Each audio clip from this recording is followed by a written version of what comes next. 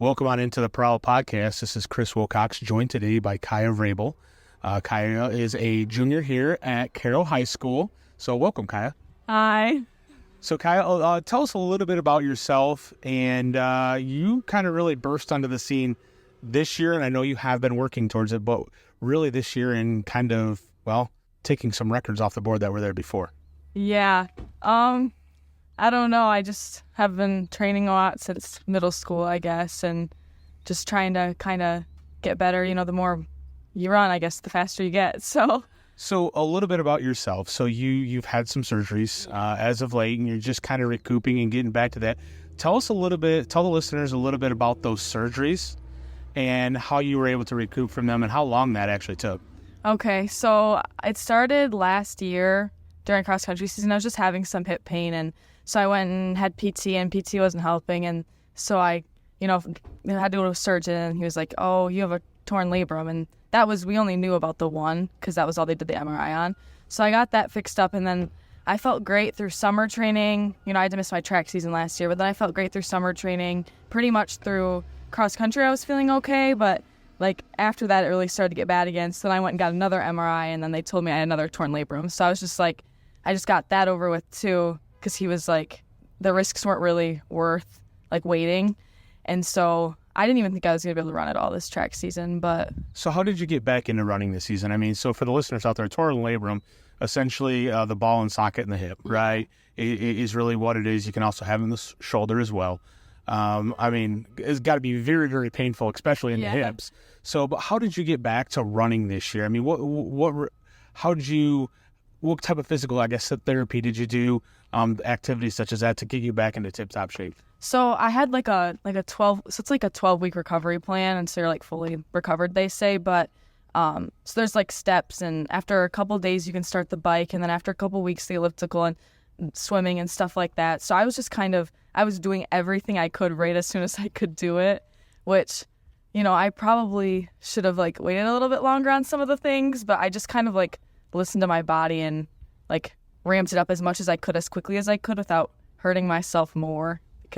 So as an athlete, a student athlete, when you talk about ramping it up and really pushing it, I mean, obviously there's a level of what your body can take, and there's a level of anyone's body can take. Right.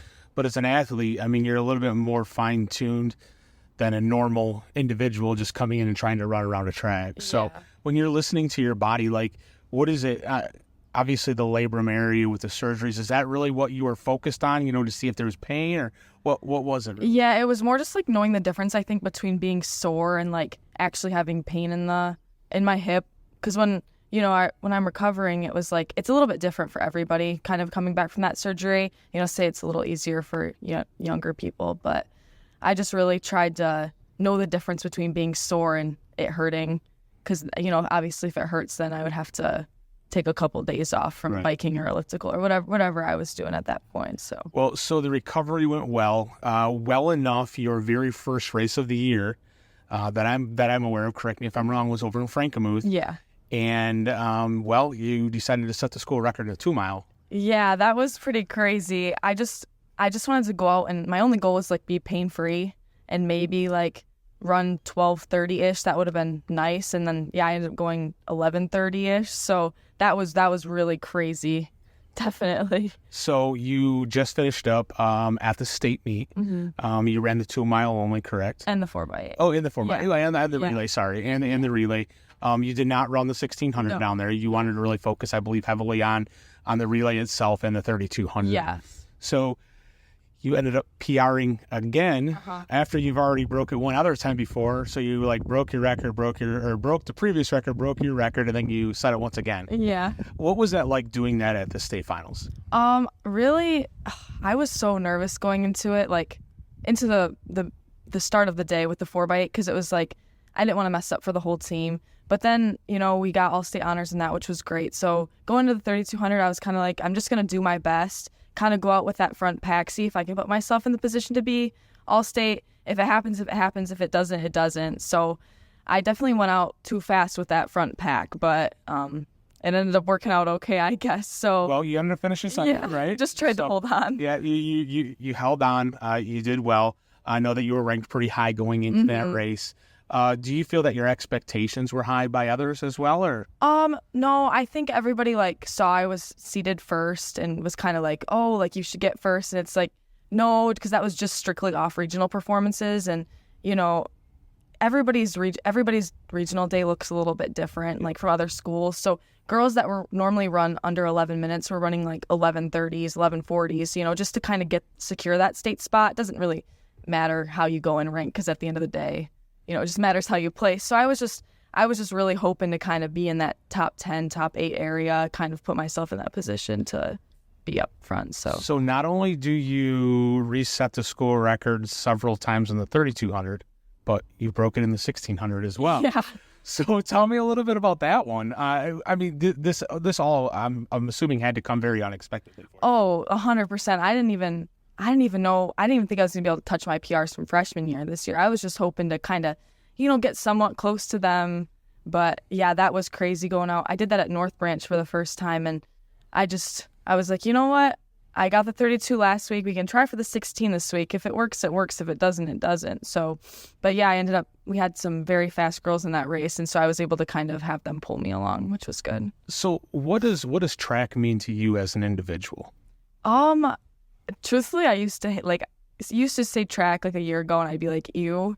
And now I don't know. I kind of like it. It's nice running on flat surface instead of, you know, running on all those hills for cross country. But I don't know. I just feel like track, there's a lot more people. And so it's easier to kind of make those connections with people from other schools and with your school. Because, I mean, track meets aren't short, as you know. Very long. So, yeah, just really focusing. This year I really just focused on kind of the relationship aspect of, you know, the sport. And I tried to not focus so much on running, I guess. Like, I try to not take it as seriously as I normally do. So do you think maybe that's helped you get to the mark of where you're at? I mean, you're not... And I'm sure the very last thing that's in the back of your mind is, hey, I'm going to smash these records, right? But establishing these relationships and these friendships that are obviously going to build and could potentially last a lifetime over, you know, a record that's at the school. Yeah, I definitely think that was I definitely think that helped me because I just had such like a great support system coming back from surgery. And then, you know, the Reese girls and the Caro girls, we're all like very close with the 4x8s and stuff. We finished 4th and 6th at state, so we were able to like we were on the podium together, and that was just awesome. Like, we just so supportive. I mean, it doesn't even feel like it's a competition sometimes between like some of the people around here because we all just like are so happy for each other. And so there really is no rivalry. Is that the way you're talking? I really don't think that there is. I mean, you might ask other athletes, they might see it differently, but for me, I don't see it that way at all. So when you talk about the friendships, tell me a little bit about some of the friendships that you've built from the track side of things. Okay, like from this, like our school? Yeah, just from the school side to other schools as well. Okay. Within the communities around the area. Yeah, so definitely taking, because I'm an upperclassman this year, you know, senior, juniors, but being able to take some of the freshmen that kind of came in, that was like super fun because I know everybody's like, oh, freshmen, but honestly, they say some really stupid things, and it's pretty fun. Yeah, they do. So honestly, being able to kind of bond with them a little bit, that was super nice. And then, like I said, the race girls, we're very close with them. You know, our relays are pretty close. And Jenna, I've been racing with her for years, and we've been finishing really close to one another. And so, like, that's really nice, just being able to have like that bond with somebody else from a different school. And so is there, I do have to ask a question though, is there kind of like that rivalry in like the 1600 or the 3200 that maybe you have with one of the girls in the area? I really don't think so. Like, honestly, I don't know. We're all just kind of like, I mean, Jenna and I have said this before because we always, like in cross country, we're constantly bouncing back and forth and track too. And it's like, we don't really care. Like, we just want to, you know, better ourselves in PR, you know? I mean, it might be a little different if we were competing for like that spot out for states or something, or I mean, for me, even then, I'm just like, if it doesn't happen, it doesn't happen, you know? Like, it's not, I'm going to be happy for the other person. Obviously, I'm going to be disappointed, but.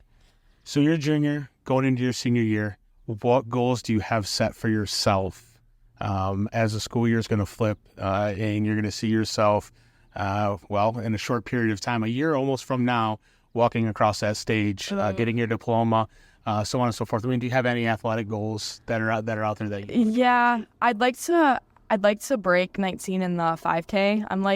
I was 1909 my sophomore year, and then this year I was 1904. So I'm like right there. I just want to be able to break it, and then trying to find a school to go to run.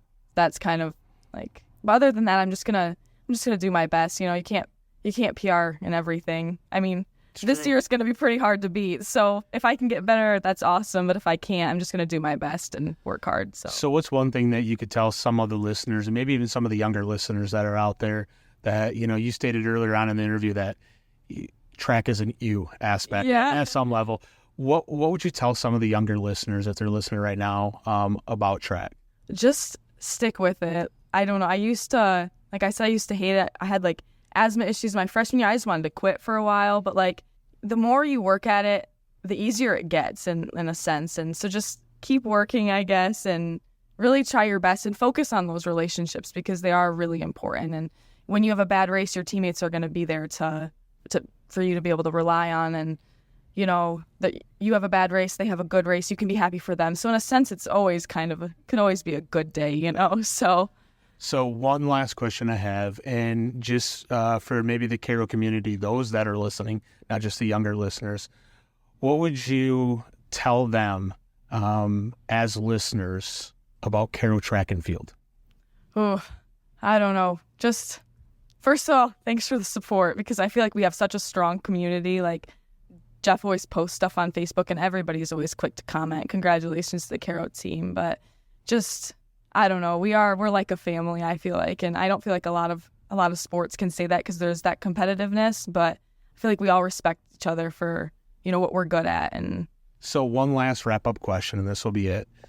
What was it like this year? I was talking to Jeff Schember, and this is the first time that he has ever had girls win league. Mm-hmm. What does that mean to you, being a part of that? That was a crazy day because I was in 4 events that day, which was like a lot.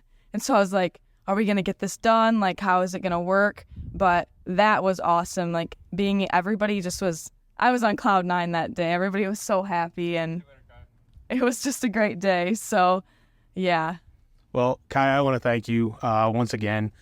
Congratulations on, breaking a couple school records. I'm sure you got a lot more in front of you come your senior year. And I'm going to say I'm expecting records to fall just because of how good you went this year. But it's been a true joy to even watch you on the track run. And I wish you nothing but the best in the future. And I hope you get to the college of your choice. Thank you so much. We'll see you.